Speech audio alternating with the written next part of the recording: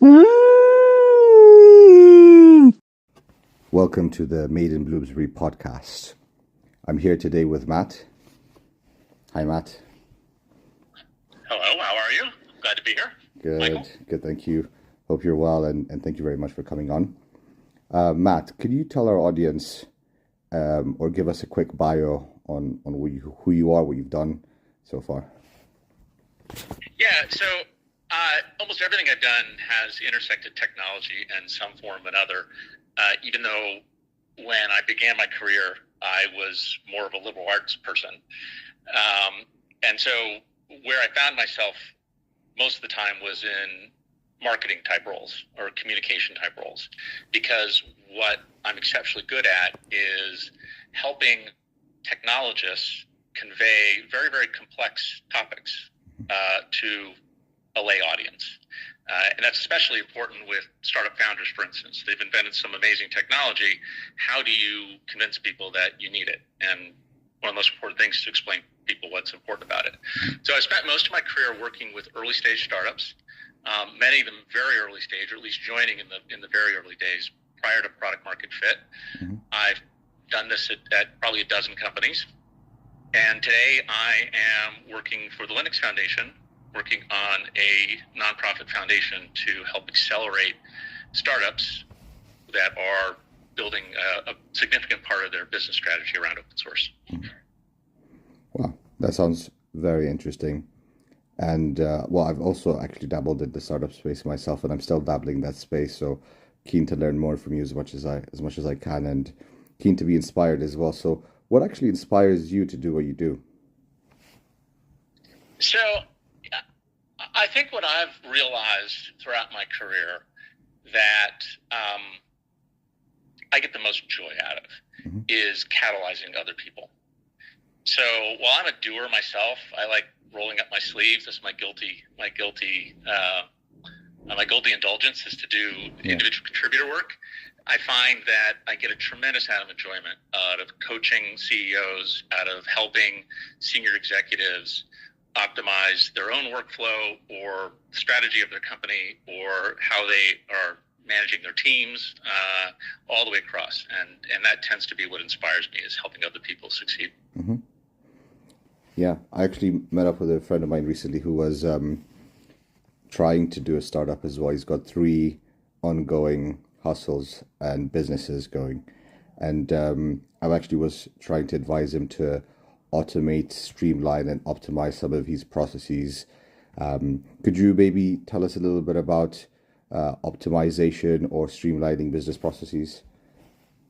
Yeah, so I think there's the tools that are so good today that if you're not looking for ways to remove time and effort from things that you're doing, you're making a big mistake, because there are things that I've done, particularly around tools like that use AI, where I can get easily a 10x return. And what I mean by that is my criteria is if I can use a tool to do something either faster or higher quality than it could without the tool, or both, then I will invest time into that tool to either automate or streamline the working. And that's everything from how I manage my inbox to whether or not I create a keyboard macro for something, to whether and how much I use AI to assist with a research project or a writing project. So I think it's absolutely essential, and I think it has to be part of your standard repertoire if you're going to want to be competitive in the workforce. Absolutely. Speaking of the workforce, I was in the Ministry of Justice, my first ever post in the civil service, and I also did quite a bit of optimizing. For example, one of the projects that I was working on, I forked a discrete event simulation model from GitHub, modified the assumptions a little bit, and everybody thought I was some kind of genius, where actually I was just managing my time in the most efficient way possible. So tell us, Matt, why is open source important, and what are you doing in this space at the moment? Yeah, so most people still think of open source as kind of a utopian fringe, right? Because in the early days, when Richard Stallman created GNU, it was very much about being free. And now that companies are building substantial businesses around open source, there is a delicate balance between creating, investing in the community and the collaborative development that, when done right, is less expensive, often has faster adoption, and often has lower costs, both for the user because you don't pay for it necessarily, and also for the contributors because you have many people contributing to the same thing. You take the most prominent example is Linux, right? The operating system. Linux is everywhere. I mean, Linux is in your car, it's in your phone, it's in your refrigerator, it's in your TV, it's in your server, it is everywhere.